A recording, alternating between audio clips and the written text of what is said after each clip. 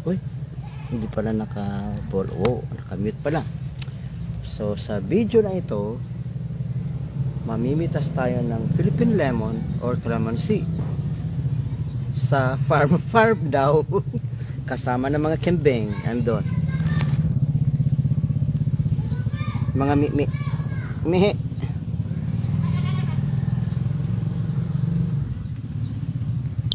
Ayun, sila kumakain ng kengkong. At minsan pag naka-dekwat sila ng ng dahon ng sampalok, pwede rin. So, mamimitas na tayo yan. Actually, mayroon akong napit sa 3. Ayan. Oop. Huwag kang ayan. Mamimitas na tayo. May 3 na dyan. Akyatin ko kung carry. Ay, di. Sana mahulog. Ay, hindi ko kaya. Ay, hindi. Kailangan lang na ganun.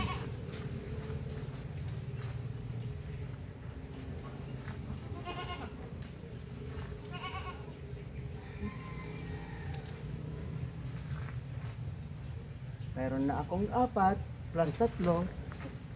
May 7 na. Ayan.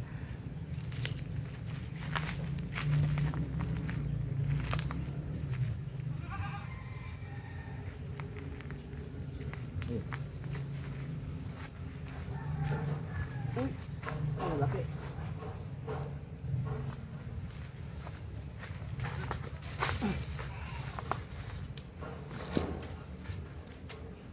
Ayan. Na isa.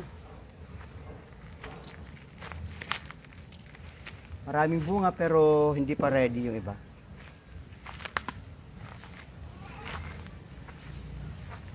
Yung iba diyan, yung 3 diyan gagamitin kong pang deodorant.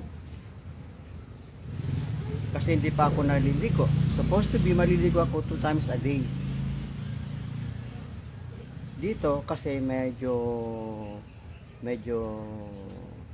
mainit ang panahon. Meron pa?